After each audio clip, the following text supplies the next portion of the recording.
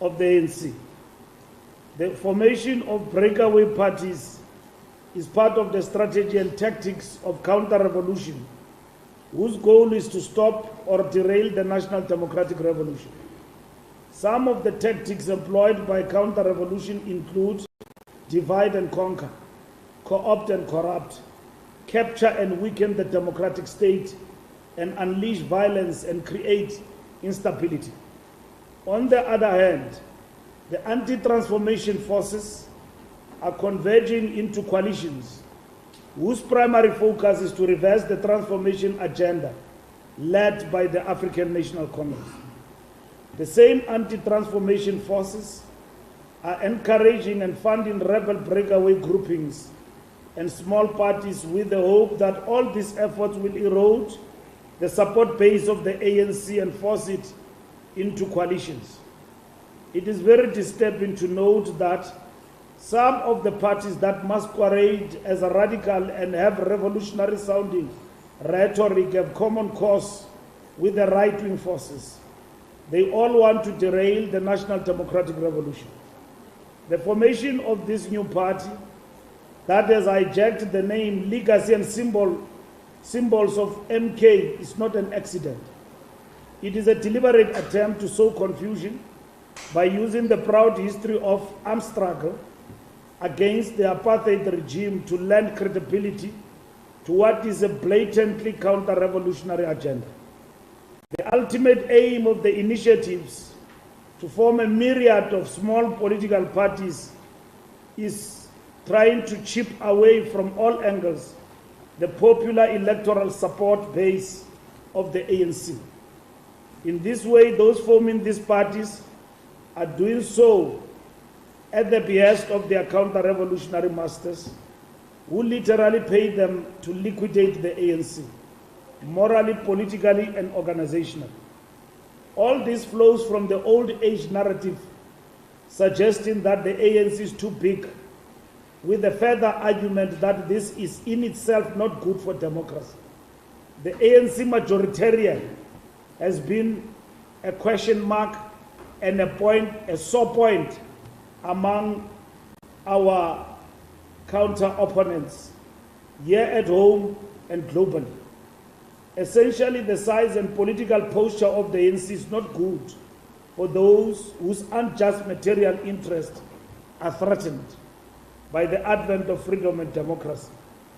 These are forces which over the years have been arrayed against the ANC as the embodiment of the forces for change.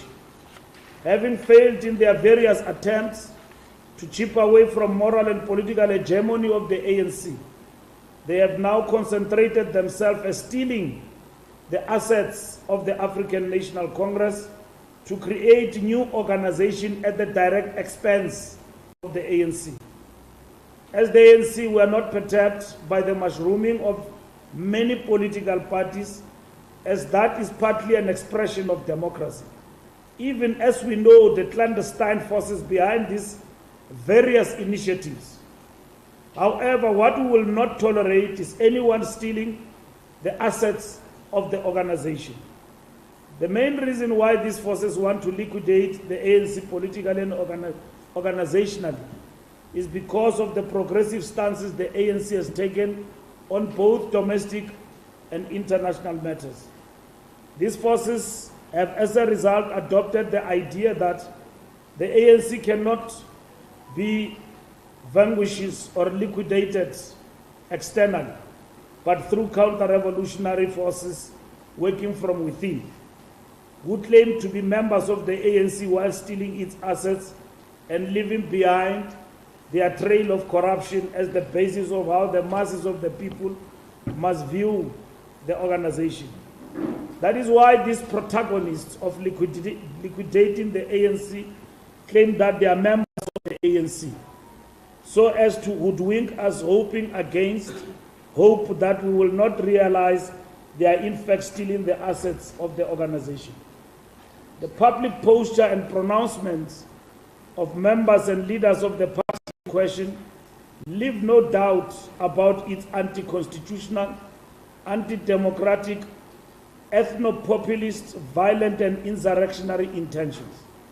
The party also harbors views that some of the rights enshrined in our constitution should be taken away. It has all the hallmarks of a rebel movement that will not hesitate to resort to insurrection and violence against the people as a bargaining tool should the electoral outcome not favor them. What is strange, though, but perhaps not surprising, is that the so-called advocates of democracy and constitutionalism have been silent as those behind the so-called MK party threaten the very foundation of our democracy through violence. This in itself is revealing on the broader scope of counter-revolution in South Africa. Objectively, the leader of this party, Mr. Jacob Zuma, is actively asserting himself as the figurehead of counter-revolution in South Africa today, standing in contrast and contradicting the facade of what he projected throughout his apparent struggle years. This in itself is revealing on the actual motive behind his political participation. He has historically abused the masses of the people, as he continues to seek to do so today, by pretending that his selfish needs are in fact the needs of the people. His activities and those of his party fit well in the broader strategy of the right-wing forces of cutting the ANC to size and bringing it below 50%. This party is spreading the untruth that currently the ANC is supposedly controlled by white monopoly capital and foreign forces. This is the same narrative the Guptas hired Bell Pottinger to promote and cause serious divisions in the movement and in society. The ANC has adopted very principled positions on major issues here at home and abroad. And this has pitched our movement against right-wing forces globally and domestically. The false accusations that the ANC has sold out only serves to reinforce the work of the global and domestic opponents of the National Democratic Revolution, who are working tirelessly to ensure regime change in our country. Mr. Jacob Zuma is telling the people that he was badly treated by the ANC. Nothing is further from the truth. The ANC became too ambivalent and accommodative of leaders whose ethical orientation was at odds with its own values. Renewal is setting the bar higher again to ensure that the ANC never ever allows an individual leader to lower its ethical bar to be accommodative. The ANC will not allow any party to steal its legacy and trademarks, from that of MK to the uniform of the ANC Women's League. Mr. Zuma's reference to the ANC as the ANC of Ramaphosa, quote unquote, was a cheap stunt to draw the president of the ANC into a personal tit for tat. He was effectively ignored.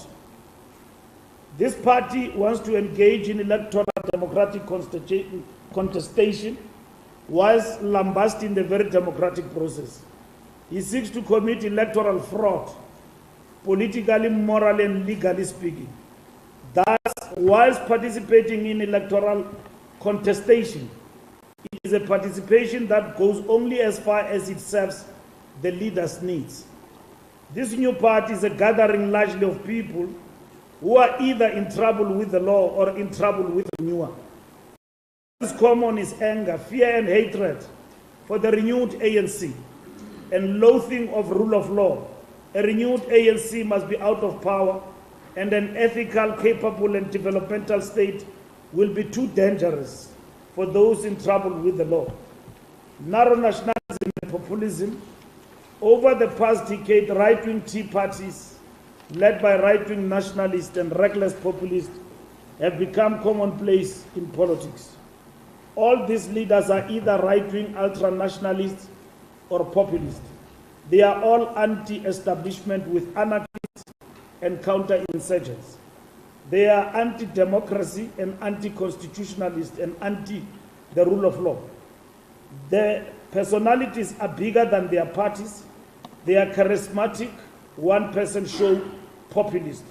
They all have dictatorial, authoritarian, big man syndrome tendencies.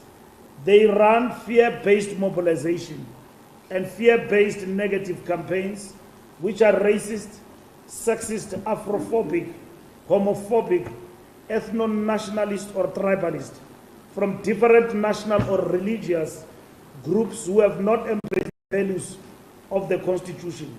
They all run very powerful and effective propaganda campaigns based on what they term alternate truths, which they've learned from their masters elsewhere in the world, which in reality means fake news or falsehoods. As you would have seen in South Africa, the era of fake news and falsehoods has encapsulated the social media space, TikTok, everything else you can think about. They all have disruption and rebellion built into the DNA of their parties and campaigns.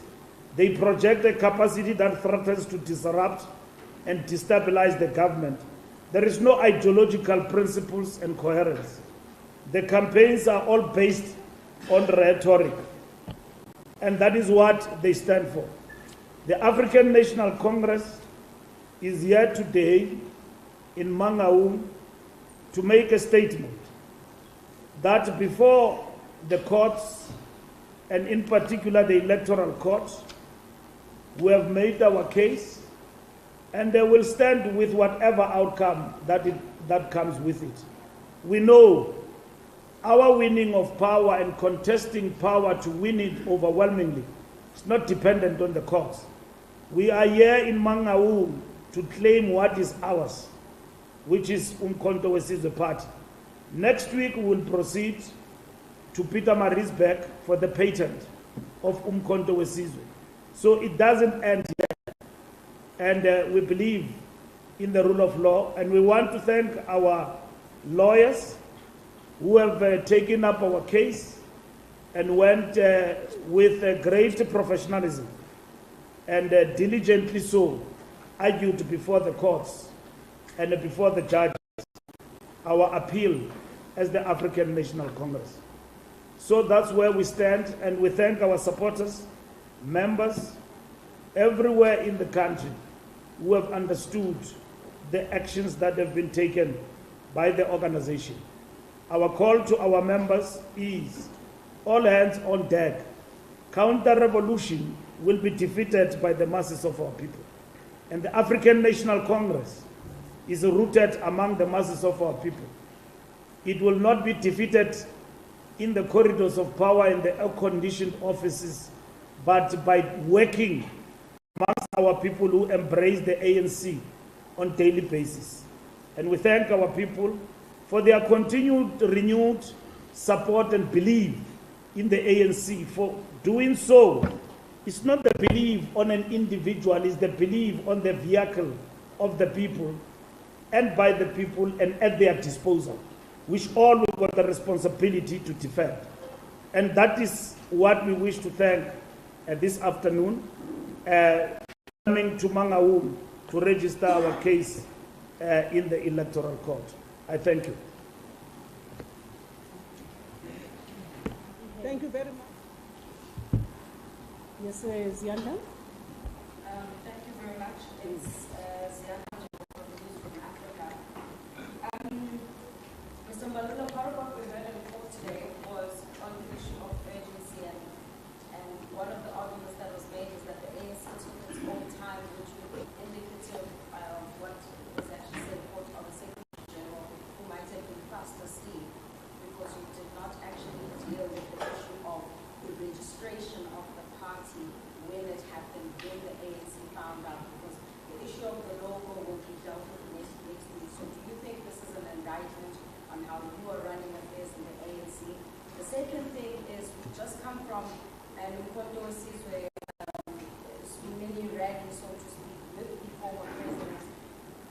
And it would seem, of course, that it's a continuation of the battle of the history of Umkhonto weSizwe, but should the electoral court rule in favor of the ANC by deregistering Umkhonto weSizwe, are you concerned at all as the ANC about any possible violence, since there's already concerns about this if they don't get a two-thirds majority?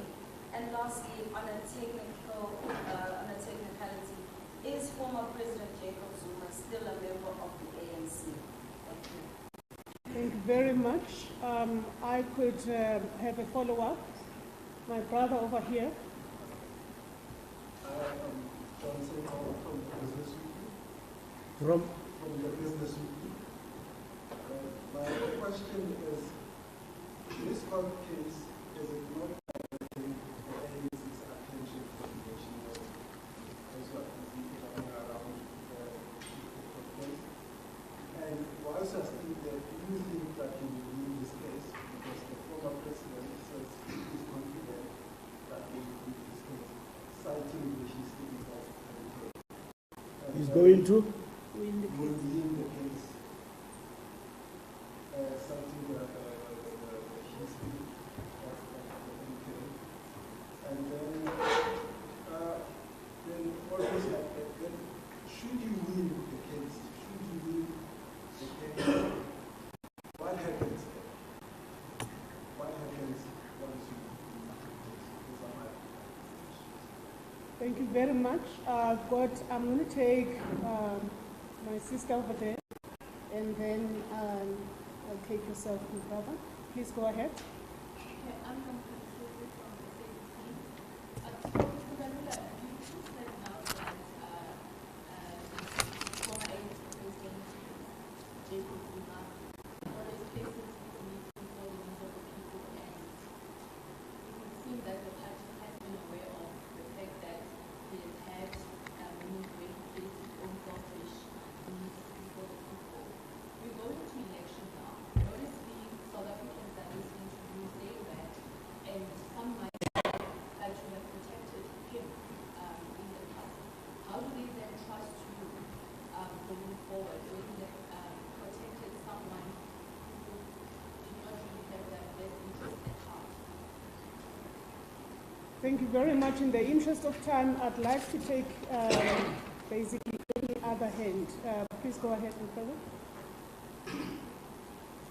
My name is Jimmy Mabosha from Central TV.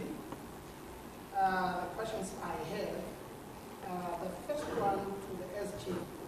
SG, with the current situation that is happening in the country, do you think ANC stands a chance to win that province on this coming elections based on what is happening right now?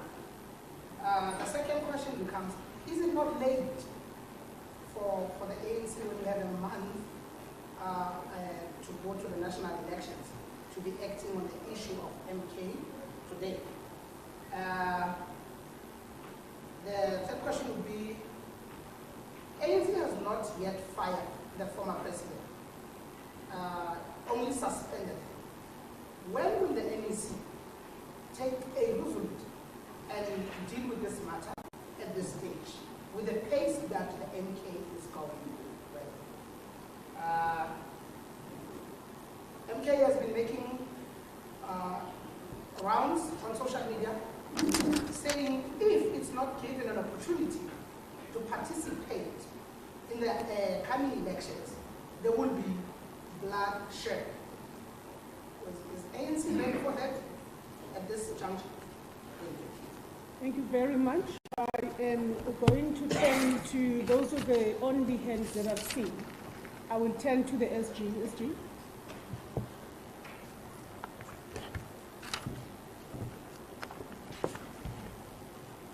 Thank you very much, and thank you for the for the questions. There's been an argument in court about issues of time, and I wish to leave it there.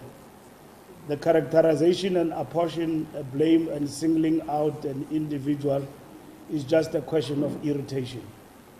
That must be dealt with as such, because that matter is being tested in court in relation to that question. When you deal with issues in office and how you challenge political parties in the context of the electoral system and the IEC, is really a matter of efficiency from both sides. Here in this case, we are arguing against the IEC together with Jacob Zuma's party, which defend them stealing the logo and at the same time the symbol of the ANC, which is well known. So, in simpler terms, we will not be here if Zuma named this party Jacob Zuma Msholozi party. We wouldn't be here. We'll just accept that he has left. If Zuma has got credibility on his own, why is he not standing on his own? Why does he take symbols of the ANC? If he's got credibility and standing in society, and he believes in his moral standing in South Africa, why is he not forming a party outright and taking symbols of the ANC? The reason is that he cannot. He cannot. He's got to take part of what belongs to the ANC, which is what the people follow of South Africa, and it goes with him. And that is why he will defend using Umkhonto weSizwe historical role in the struggle for liberation. He will use that to defend himself and say we will win because now Umkhonto weSizwe history and role in the struggle belong to Zuma. No, it doesn't. It belongs to the people of this country led by the liberation movement called the African National Congress. The graves of Nelson Mandela are turning wherever they are in their graves for the fact that Umkhonto weSizwe has now been apportioned in terms of its history to an individual who on his own basis has not put up a political and ideological posture as to why does he form a political party and why does a party in his name arise in the broader political space. He's trying to argue that in a way, but at the end of the day, he does not sustain it by standing on his own, by saying, I'm forming a party, and that's it. Malema went to form a party called EFF in his own name and right and fought for it. Why is Zuma afraid to form his own and say that I'm forming a party to fight for land, and he steals the ANC symbol? We will not be here today, and probably you are right, wasting our time. It is a waste of time, indeed, precisely because waste of time and resources fighting over a matter that belongs to our party, unfortunately, not to other parties, but to the African National Congress in history. And because Umkhonto weSizwe, in terms of its history, is not far away from the African National Congress. Many other things that have been raised on the matter of time have been argued in court, and we leave it there. We leave those issues there. And court will pass judgment on those particular issues. And we have argued them with the IEC, and that is why we are at the Electoral Court. And our lawyers have argued that matter quite diligently and professionally, like we said. So we will not be diverted by the issue of what it calls to an individual in relation to follow up on matters, because at the end of the day, it will end up being a case of defense of an individual, whereas it is not. The case has been argued, and what we have done as an organization to defend the right to the symbol of Umkhonto weSizwe. Violence, are we concerned about that?